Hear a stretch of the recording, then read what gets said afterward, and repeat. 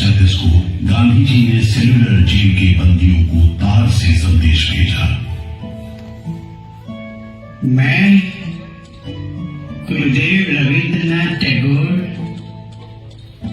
और working committee की राय में अपनी अपील भी जोड़ना चाहता हूँ।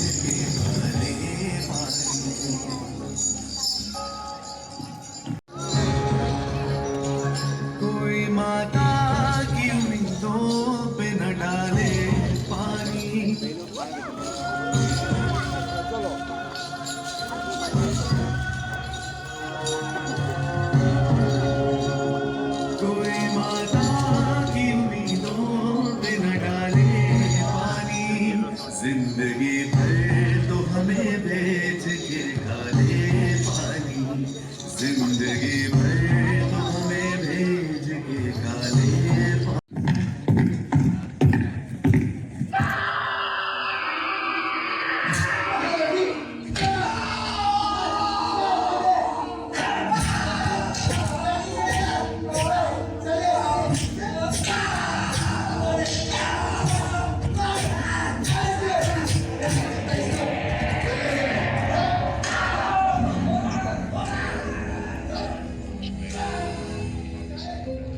शानी लोगों, दरो दीवार पे लिखी है कहानी लोगों।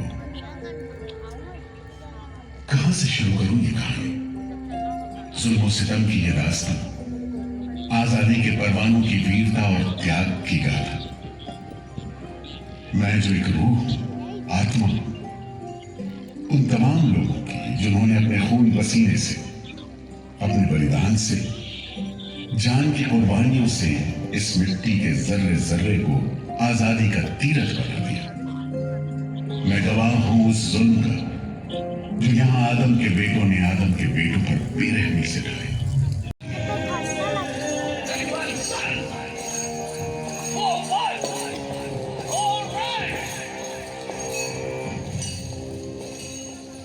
तो वहीं से शुरू करते हैं, उसी हरियाली से जो कैद करने वालों के जुल्म और कैदियों के खून पसीने से बेदाग थी।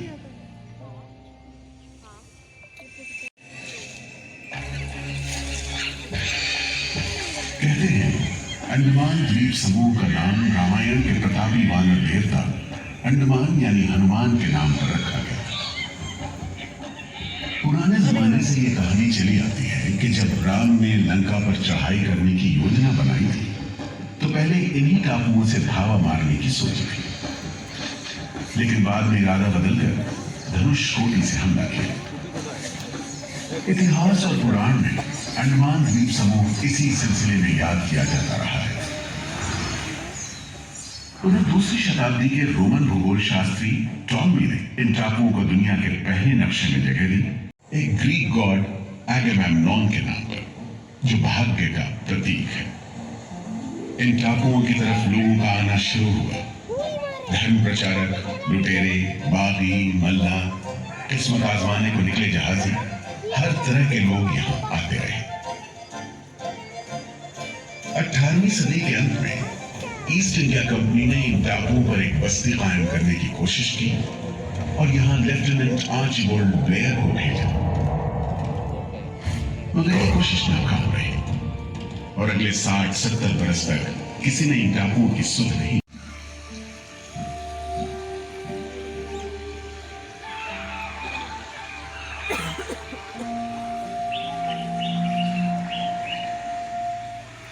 प्राकृतिक खूबसूरती और शांत समुद्र के बीच जिंदगी की खामोश लहरें उठती और बैठ जाती। उगते सूरज के साथ पक्षी जागते और डूबते सूरज के साथ इन टापुओं पर जिंदगी सुकून से सो जाती। कि तभी यानी 1857 की आजादी की लड़ाई टूट गई।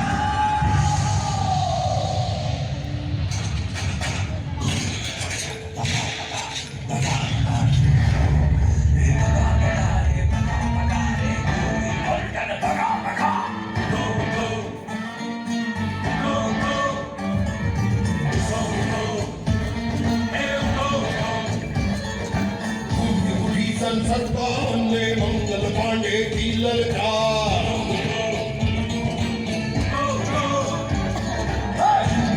संसद भवन में मंगल पांडे की ललकार। भारत छोड़ो जाओ अपने देश बाहर, रानी झांसी आप यादों में, रानी झांसी आप यादों में, राणा की दिल्ली दरबार।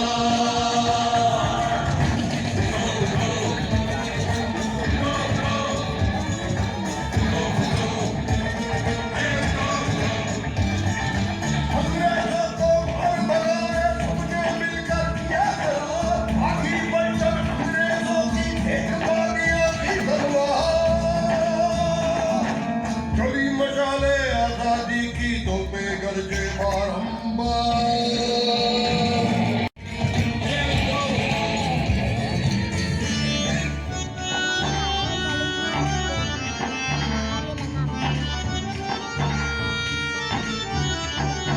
लोहे से लोहा बजता था, मची हुई थी चीख पुकार। लोहे से लोहा बजता था, मची हुई थी चीख पुकार। सुनो कंपनी वालों सुन लो, सुनो कंपनी वालों सुन लो, नहीं सहेंगे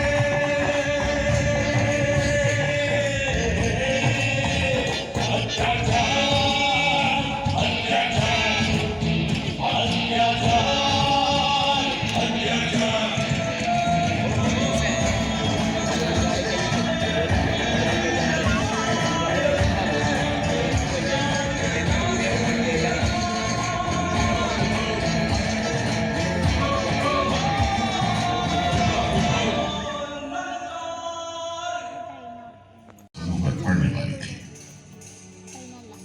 आजादी के मतवालों को सबक सिखाने के लिए फिरंगी सरकार ने 15 जनवरी 1858 को पूरे के पूरे अंडमान द्वीप समूह को एक कैद खाने में बदलने का फैसला किया। His Excellency Governor General ने काउंसिल में ये फैसला किया है कि अंडमान आइलैंड में कैदियों की एक बस्ती बनाई जाए। इसमें शुरू में ऐसे मुजरिम रखे जाएं जिन्हें बगावत और राजद्रोह और इससे ताल्लुक रखने वाले या देश निकालने की सजा दी गई हो। और इस तरह अंडमान द्वीप समूह की पुरानी खाड़ी का नाम लेफ्टिनेंट आर्चिबाल्ड ब्लेयर के नाम पर पोर्ट ब्लेयर रखकर मुजरिमों की बस्ती कायम की गई। सन 57 के वीरों के नक्शे कदम पर कुछ ही साल बाद अंडमान की धरती पर पैर रखे वहाबी आंदोलन के राजनीतिक बंदियों ने 1860 से 1872 के बीच बहुत से वहाबी आंदोलनकारी अंडमान भेजे गए। सूबे का रहने वाला एक पठान शेर अली आफरीदी भी अंडमान में उस समय उम्र कैद की सजा काट रहा था और अंग्रेजों से बदला लेने के लिए मौके की तलाश में था।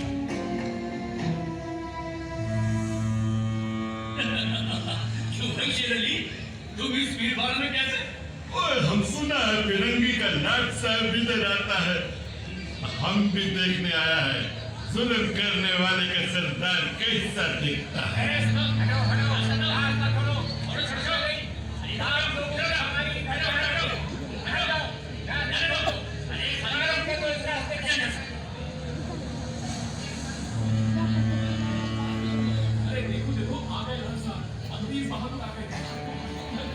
मिस्टर बेल, मैं सोचता हूँ कि इस खूबसूरती के बीच रहने के लिए प्रिजनर होना भी मैं एक्सेप्ट कर लेता। Yes, indeed. Just look how beautiful this place is.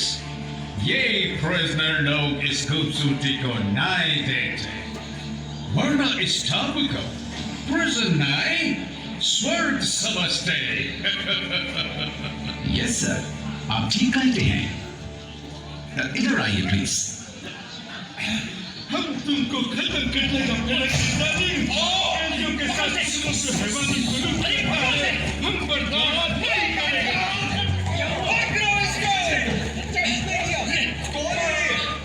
शेर अली है। जैसा कि होना था, शेर अली को फांसी हो गई।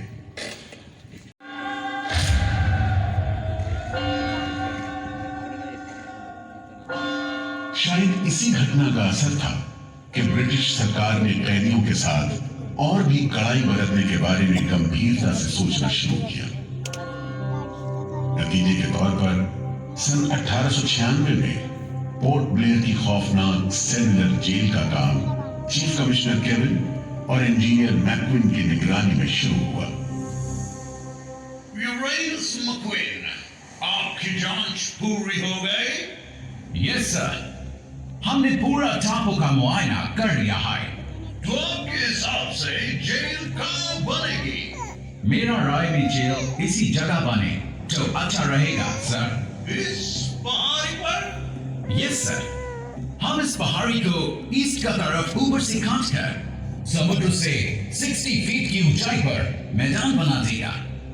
इससे दो फायदा होगा, जेल के लिए जगह निकलेगा और पहाड़ी खात में से जो मिट्टी निकलेगा उससे हम नीचे का दलदल को भरकर ऑफिसर्स के लिए टेनिस एंड क्रिकेट खेलने का मैदान, इवन जिमखाना क्लब भी। लागत से पोर्ट ब्लेयर की इस पहाड़ी पर जेल बनेगा।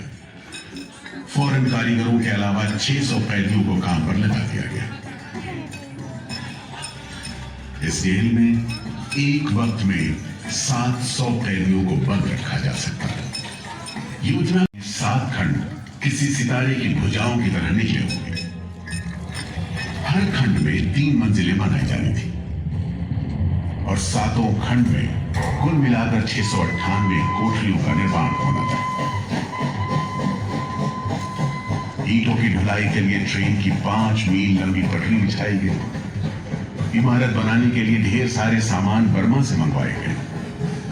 जेल को बनाने में कोई 3 करोड़ ईंटें इस्तेमाल की गई। इंसानी खून पसीने की तो कोई गिनती ही नहीं।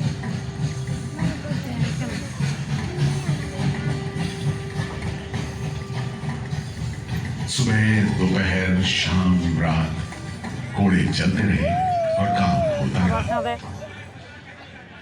दीवार सेलुलर जेल के फाटक हर छोटी बड़ी बात के लिए खोलने शुरू कर दिए। किसी ने पर्चा निकाला तो अंडमान जेल, किसी ने लेख लिखा। एक नए किस्म के अभियुक्तों ने अंडमान की सेलुलर जेल में कदम रखा। ये नई किस्म थी क्रांतिकारियों की। क्या शानदार लोग। ठीक है, सुनो, इनसे कह दो कि इस जगह पर हम शेर को पालतू बना रहा है। तुम जेल का दीवार देखता है, जानता है इसको इतना नीचे क्यों बनाया? इधर से कोई भागने को नहीं सकता। यह सब तरफ 1000 माइल्स तक पानी है और ऊपर खुदा है और तुम हमको देखकर हम इधर का खुदा है तेरी पैरी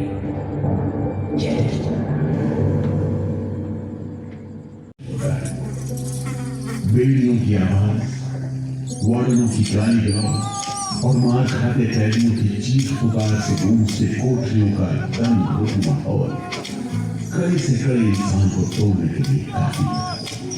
लेकिन इन कोठरियों में ऐसे बंदी किया है जिन्हें ये माहौल हताश करने की बजाय जुल्म का मुकाबला करने की प्रेरणा देता था।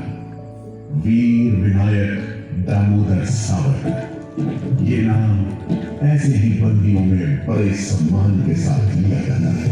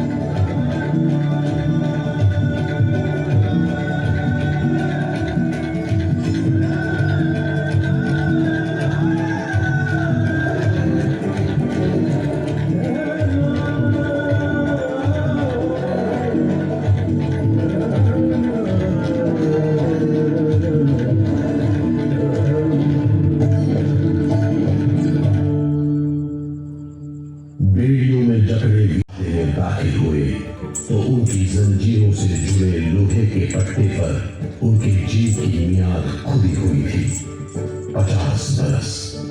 24 दिसंबर 1910 से 30 दिसंबर 1960 तक वीर सावरकर उम्र कैद का सजा मिला है। 50 बरस बाद सरकार तुमको छोड़ देगा। मिस्टर बेरी, तुम्हें विश्वास है कि तुम और तुम्हारी सरकार 50 बरस यहाँ रह पाएगी? सावरकर को कि आजादी की जो लपटें हिंदुस्तानियों के मन में दहक रही है उन्हें अंग्रेज अब बुझा नहीं सकेंगे और जल्द ही उन्हें जान होगा। इसी प्रबल विश्वास के बल पर सावरकर 10 बरस लंबा अरसा सेलुलर जेल की एक ही कोठरी में रह सके।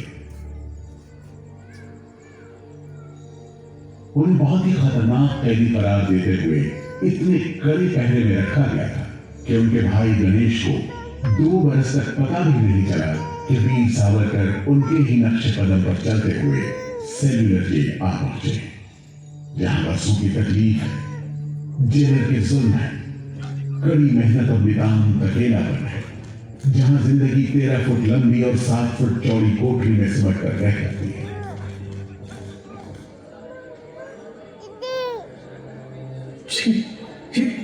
ये कैसा रद्दी खाना है? चावल में कंकड़ है, सब्जी में रेत है, जुड़े हुए।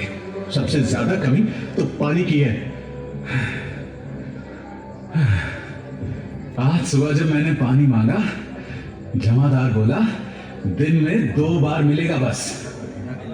अरे पीने लायक होता तो बात थी। इतनी बात मारता है कि नाक बंद करके पीना पड़ता है। इस खाने को कैसे खा सकते हैं? हिंदू भूषण, सुधीर, हेमचंद, तुम लोग इधर चलो, नारियल के बोरे उठाओ। हर बोरे में है 25 सेर नारियल। इन्हें पहुंचाओ तीसरी मंजिल पर। शाम तक हर आदमी को 30 पाउंड तेल निकालना है, समझे? हम इतना तेल कैसे निकालेंगे? वो मशीनें तो हाथ से चलानी पड़ती है। जबान मत लड़ाओ बदमाश। जो हाथ बम पिस्तौल चलाते हैं वो मशीन नहीं चला सकते। चलो जल्दी करो, भाग कर जाओ और काम करो। दीदी আছে दीदी देखती है। मेरा बात ध्यान से सुनो। जी हुजूर। जो आदमी काम नहीं करे उसको पेट लगाओ। जी हुजूर। समझा? जी। सजा दो, कोई छूट नहीं दो। जी। कोटा पूरा कराओ। जी। लेकिन तमाम मारपीट और गाली गलौज के बावजूद की भी हिम्मत तोड़ने के लिए काफी थी। जमादार जी हुजूर।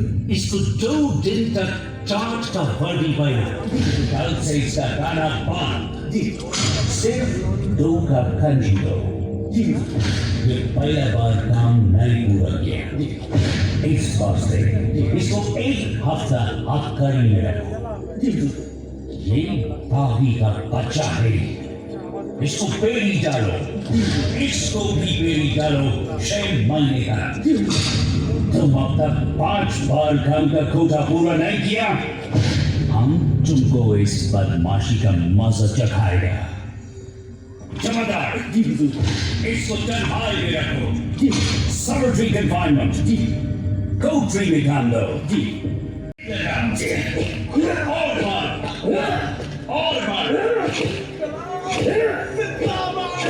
नारे बोलेगा, बोल नारे, बोल बोल नारे, बोल नारे, जितनी ताकत है बोल नारे।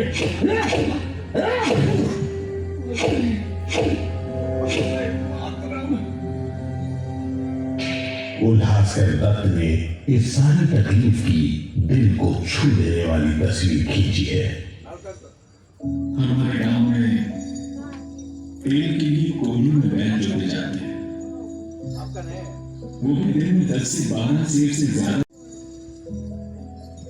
जेल में मुझे 2 और कैदियों के साथ बैल की जगह जोत दिया जाता था और हमें शाम तक 1 मन नाले का तेल निकालने का काम सौंपा जाता। जमादार हमें दौड़ने पर मजबूर करते और रफ्तार धीमी होने पर कोड़े मारते। हर रोज न जाने हम कितनी बार लड़खड़ाते, गिरते और मार खाते, और ये सिलसिला निरंतर चलता रहा। ये काम करने से इनकार करता है। क्यों? जैसा बर्ताव ये जमादार करते हैं उसमें मैं काम नहीं करूंगा। मारपीट और सजा का नतीजा ये हुआ कि उल्हासकर ने 7 दिन के बाद खाना पीना और बात करना भी बंद कर दिया। वार्डनों का ख्याल था कि उल्हासकर पागल होते जा रहे हैं, लेकिन जेलर बेरी ने इसे नाटक बताते हुए उल्हासकर को बिजली के झटके लगाने का हुक्म दिया, जिसके बाद उल्हासकर 3 दिन और 3 रात बेहोश रहे। उसके बाद कहीं जाकर डॉक्टर को बुलाया गया। सुनो मिस्टर उल्हासकर, हम जानते हैं जब अपने मुल्क का आजादी के वास्ते ये करते, हम तुम्हारा काम को ठीक नहीं समझते, लेकिन तुम अभी जवान नहीं। एक दिन अपना सजा पूरा करके वापस अपना मुल्क जाएगा, तब अपना हाथ से जान क्या लेगा? क्या तुम डरपोक है? हम अपना सीनियर ऑफिसर का हुक्म नहीं बदल सकते, लेकिन तुम चाहेगा तो हम तुमको मेंटल हॉस्पिटल में भर्ती करवा देगा। ठीक है, इन जानवरों के बीच रहने से पागलों के बीच रहना बेहतर होगा। उल्हासकर की सारी तकलीफ का जेलर डेविड बेरी पर कोई असर नहीं हुआ। उल्हासकर के जाने के बाद बेरी ने वीर सावरकर को चिढ़ाते हुए पूछा, सावरकर, चुप भी पागलपन का बहाना करेगा क्या? तुम्हारे बाद मिस्टर बेरी। अच्छा। हाँ, जिस तरह के अत्याचार तुम कर रहे हो उनसे कोई भी आदमी पागल हो सकता है। रेडी तो ये सवाल सबर कर। तुम अच्छी तरह जानता है उल्लासकर पागल नहीं है, बहाना करता है। मिस्टर बेरी, हमारे पास स्ट्राइक के अलावा कोई रास्ता नहीं बचेगा।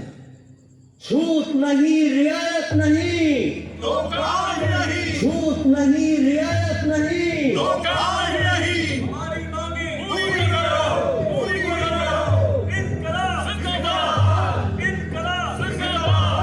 बंदियों को छोड़ दो, छोड़ दो, छोड़ दो, बंदियों को छोड़ दो, छोड़ दो। और इस तरह कैदियों ने अपना आखिरी हथियार इस्तेमाल करना शुरू किया। हड़तालों का एक लंबा सिलसिला चल पड़ा, मगर ऐसे मामलों से जेलर बेरी और उसके आने के रवैये में कोई खास फर्क नहीं पड़ा।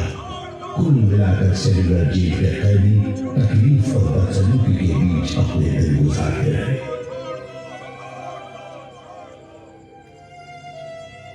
मगर एक सुख का स्मरण ना करना नाइंसाफी होगी। वो सुख था बुलबुलों की चहक, उनका मधुर स्वर, उनके झुंड कल कल करते नारियल के टुकड़ों पर टूट पड़ते। गंभीर विचारों से मुक्ति पाने के लिए मैं मन को बलपूर्वक इन बुलबुलों की चहक में लगाए रखता। मैं अपनी भाषा उन्हें सिखाने में असमर्थ था। यदि सिखा पाता तो मैं उन्हें देश प्रेम के गीत सिखा देता, ताकि अगर कोई मेरी कोठरी खोजता हुआ आए तो लोग कहें कि जिसके सामने बुलबुल देश प्रेम के गीत गा रही हो वही सावरकर की कोठरी है। इनकलाब जिंदाबाद। एक बार में 3 कैदियों को फांसी पर लटका दिया जाता।